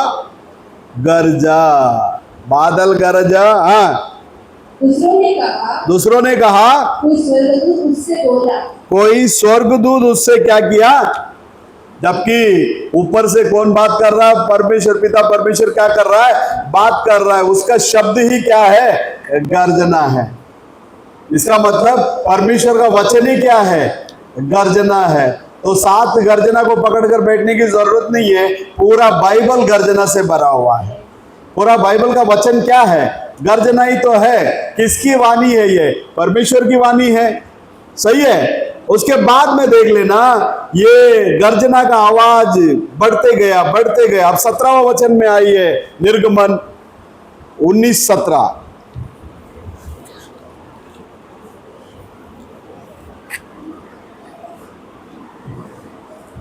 तो मूसा लोगों को परमेश्वर से भेंट कराने के लिए हाँ, छावनी से निकाल ले गया। हाँ, और वे पर्वत के नीचे खड़े हुए, पर्वत के नीचे क्या हो गए?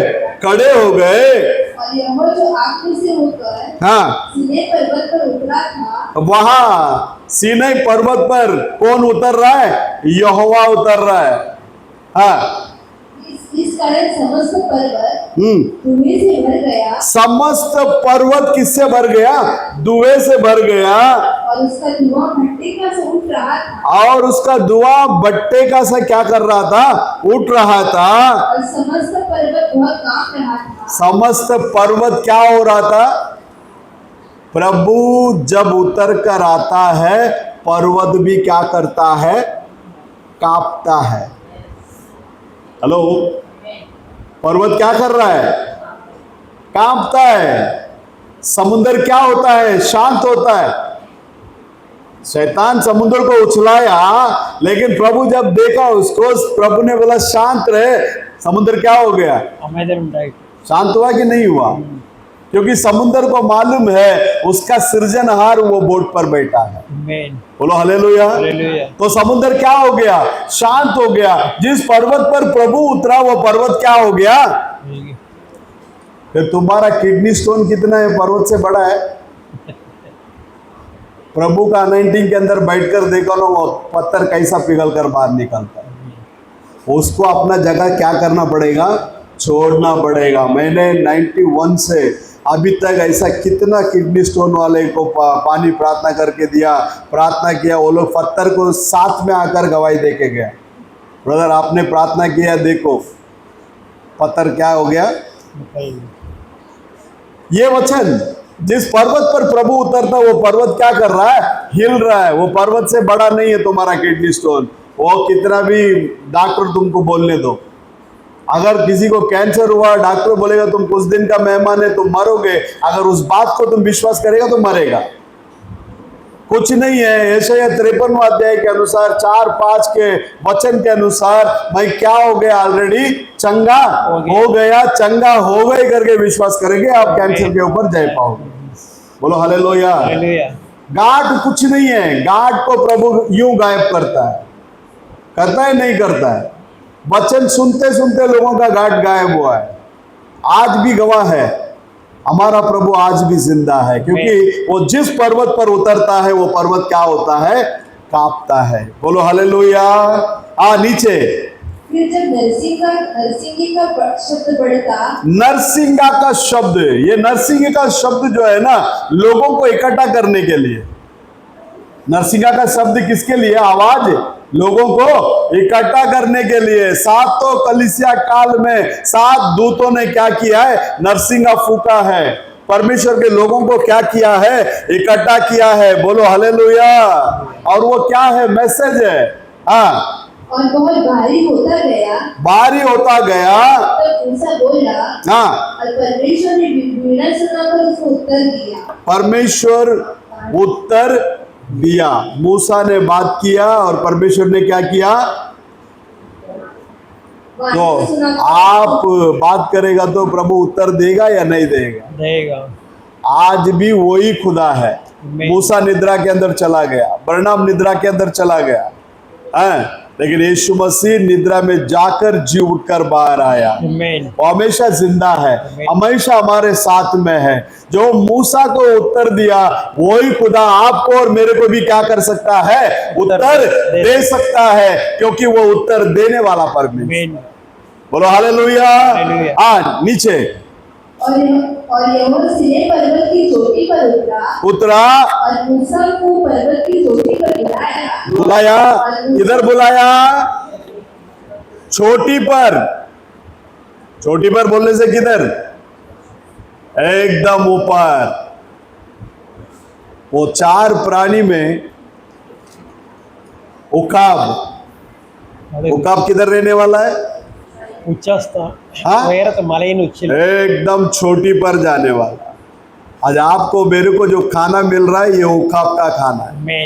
इस खाना को खाकर हम जमीन पकड़ कर नहीं रहना है। हमारे सोच विचार में यही आना है, मैं इस पृथ्वी का नहीं है, मैं उस राज्य का है। बोलो हालेलुया। क्योंकि उकाब को जो खाना है वो ताजा खाना मिलता है। उकाब का खाना कैसा मिलता है? ताजा खाना मिलता है। देखो, ये सेम 19वां अध्याय को लेकर पौलुस इब्रानियों का किताब 12वां अध्याय में इसको वर्णन कर रहा है। देखिए, आइए।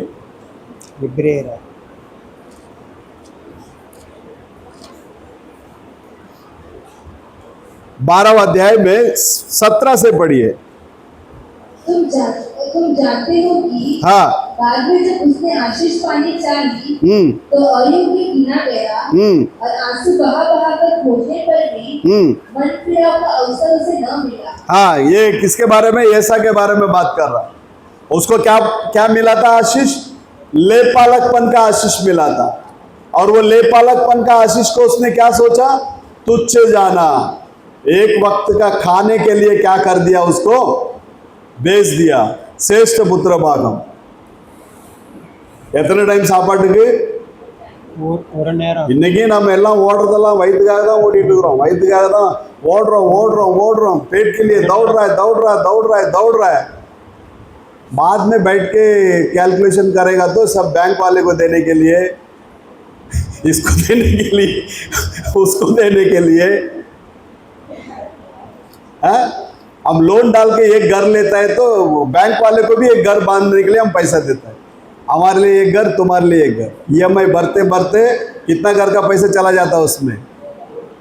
हाँ, अभी हमको जो समय मिला है ना, करो काम। आपको काम करने के लिए मना नहीं, साथ ही साथ में प्रभु के लिए भी समय है। प्रभु के साथ में चलो। जो स्थान पर है वहां तुम किसके साथ में चलो? प्रभु के साथ में चलो। अभी लेपालकपन का इस चीज को छोड़ने के बाद में वो बहुत रोया, बहुत गिड़गिड़ाया, लेकिन कुछ फायदा हुआ नहीं। समय होते ही प्रभु के साथ में क्या करो? चलो। हाँ, आगे। तुम तो उस पहाड़ के पास, अभी ये 19वां अध्याय में लेकर जा रहा है, निर्गमन 19वां अध्याय में। हाँ, तुम तो उस पहाड़ के पास जो छुआ जा सकता था, न, उसको क्या नहीं कर सकता तुम? उस पहाड़ को क्या नहीं कर सकता? टच नहीं कर सकता। हाँ, और आग से प्रज्वलित था। वो किससे भरा हुआ था? आग से भरा हुआ था। जो आग से जवाब दे वो मेरा यहोवा है। हाँ, आग से प्रज्वलित था। और काली घटा, ये 19वां अध्याय में पढ़ा। ये काली घटा दिखा उधर। तो यहाँ कौन सा अध्याय को प्रीच कर रहा है? वही 19वां अध्याय को लेकर क्या कर रहा है? प्रीच कर रहा है। काली घटा। हाँ, और अंधेरा अंधेरा और आंधी के पास और तुरई की ध्वनि और बोलने के से ऐसे शब्द के पास नहीं आए, बोलने के से ऐसे शब्द के पास क्या नहीं किए, नहीं आए, जिसके सुनने वालों ने विनती की जिसके सुनने वालों ने क्या किया, विनंती की कि अब हमसे और बातें न की, हमसे अब और बातें ना करे, क्योंकि उस आज्ञा को न सह सके। उस आज्ञा को ना सह सके। यदि कोई पशु भी पहाड़ को छुए, यदि कोई पशु भी पहाड़ को छुए तो उस पर पथराव किया जाए, उस पे क्या किया जाए, पत्थरवा करके उस पशु को मारना है। हाँ, और वह दर्शन ऐसा डरावना था, और दर्शन ऐसा डरावना था कि मूसा भी कहा मैं बहुत डरता और कांपता हूँ। मैं बहुत डरता हूं और क्या करता हूं, कांपता हूं। जिस मूसा के बारे में परमेश्वर गवाही देता है वो बहुत ही शांत है ना। और रूबरू किसको उसने देखा, परमेश्वर को देखा। वो मूसा बोलता है मैं बहुत डरता हूं और मैं बहुत क्या करता हूं, कांपता हूं। हाँ, नीचे, पर तू सिय्योन के पहाड़ के पास हाँ, और जीवते परमेश्वर के नगर, हाँ, स्वर्ग यरूशलेम, हाँ, यरूशलेम के पास, हाँ, और लाखों स्वर्गदूतों हाँ, और उन पहिलोटों की साधारण सभा। ये कौन सा सभा बोलता है, पायलटों का साधारण सभा है। ये कौन पायलट है, मुदर पेराना संगता, मुदर पेरानवर यारे, मुदर फलन यारे, पहला फल कौन है, हाँ, पहला फल कौन है, प्रभु यीशु मसीह है।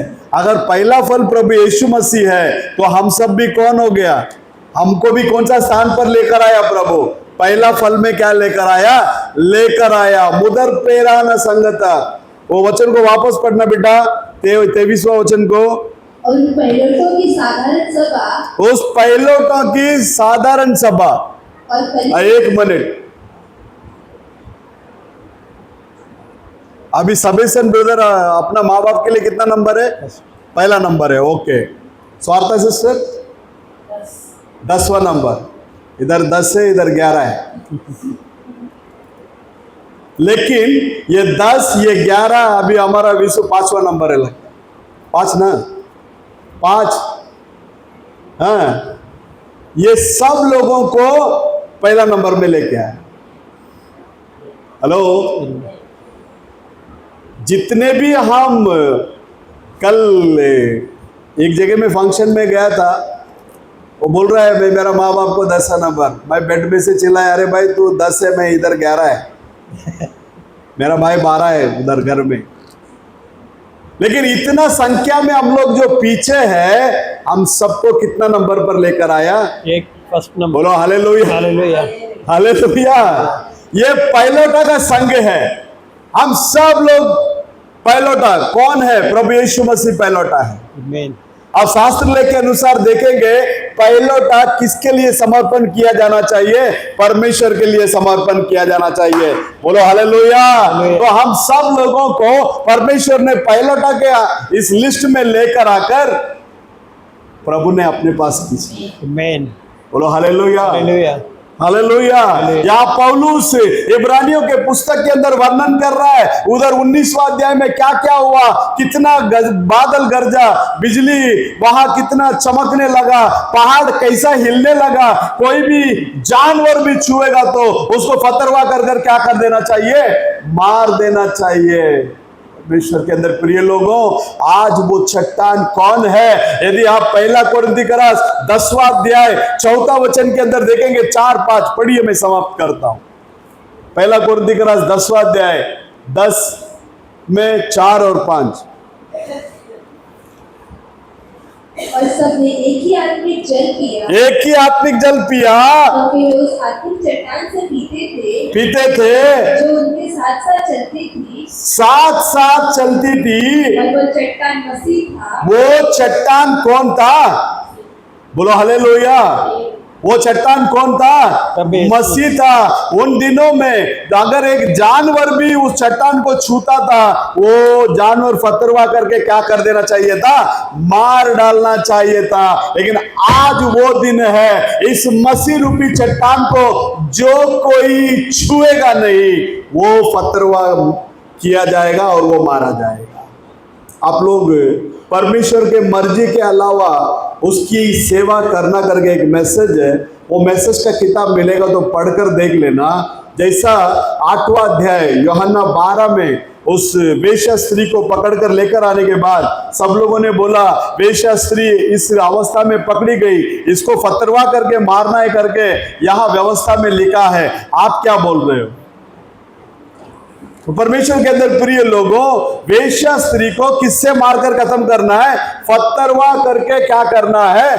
खत्म करना है। ये इस बात को ऐसा लेकर आकर नबी आगे ऐसा बोलता है, आज जितने भी वेश्या और वेश्या के बच्चे लोग हैं इस दुनिया के अंदर, मतलब रोमन कैथलिक और संस्थाएं, ये सबके ऊपर डालने के लिए ऊपर प्रभु बड़ा बड़ा पत्थर को क्या कर कर रखा है?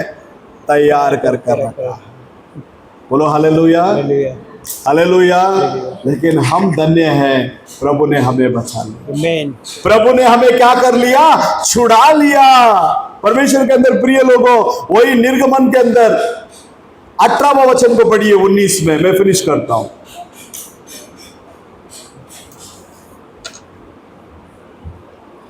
और यहोवा जो आग में से होकर हाँ, सीनै पर्वत पर उतरा था। आग में से होकर किधर उतरा? सीनै पर्वत पर उतरा। बोलो हालेलुया। परमेश्वर आग में से होकर किधर उतर रहा है? सीनै पर्वत पर उतर रहा है। आज वही परमेश्वर कहां उतरना चाहिए? आपके अंदर, मेरे अंदर उतरना चाहिए। आमीन। बोलो हालेलुया। ये यीशु मसीह, इसके बारे में शास्त्र लेख में कहता है रोमियो का किताब के अंदर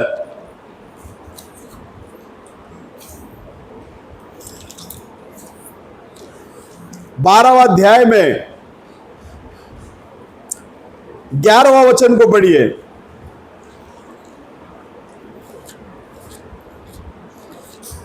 प्रयत्न करने में आलसी ना हो, प्रयत्न करने में आलसी ना हो, आत्मिक उन्माद में भरे रहो। आत्मिक उन्मान में भरे रहो। हिंदी में आत्मिक उन्मान करके लिखता है, तमिळवासी के अंदर इतना रोमर 12వ అధికారం कितना वचन था वो? 12 அசதியாய் இராமல் ஜாக்கிரதையா இருங்கள், ஜாக்கிரதையா இருங்கள், ஆவியில அனலா இருங்கள், ஆவியில எப்படி இருங்க? அனலா இருங்கள்। आत्मा में कैसे रहो? आत्मा में एकदम आग सा भड़कता रहो। கர்த்தருக்கு ஊழியம் செய்யுங்கள்। Hallelujah, hallelujah. वहां सीनै पर्वत पर परमेश्वर किसके कैसा उतरा? आग सा उतरा। पिलर ऑफ फायर वहां क्या हुआ? उतर कर आया। आज आप और मैं जिस संदेश को फॉलो कर रहे हैं, जिस संदेश के अंदर हमको प्रभु ने लेकर आया है, ये आग के खंबे से क्या किया गया है? क्या किया गया है? वहां लोगों को दिखने में आया। आग का खंबा जैसे मूसा के साथ में था, वैसे ही इस अंतिम समय के भविष्यद्वक्ता के साथ में भी रहकर क्या किया है? चलाया है। क्या वो आग का खंबा उधर तक ही सीमित है क्या? नहीं, वो आग का खंबा आग के लिए भी है, मेरे लिए। बोलो हालेलुया। तो परमेश्वर के अंदर प्रिय लोगों, परमेश्वर के सम्मुख के अंदर भय के साथ, भक्ति के साथ हम लोग क्या करना चाहिए? आगे बढ़ना चाहिए। क्योंकि जब तक दुल्हन इस दुनिया में है, तब तक रहम का सिंहासन है। एक बार दुल्हन इस दुनिया से चली जाएगी, वो रहम का सिंहासन किस में बदल रहा है? किस में बदल रहा है? जजमेंट का सिंहासन बनेगा। जो खुदा मेमना बनकर आया, वही खुदा एक दिन में क्या बनने वाला है? यूदा गोत्र का शेर बनने वाला है। उस न्याय के सामने हमको खड़ा नहीं रहना है, उसको रहम को पाकर हम लोग उठाए ले जाने में जाना है। प्रभु यीशु मसीह हम लोगों को आशीष करे। हमारे बीच में अनु है, वो एक गीत गाएगी, उस समय में हम लोग परमेश्वर के लिए दान दें।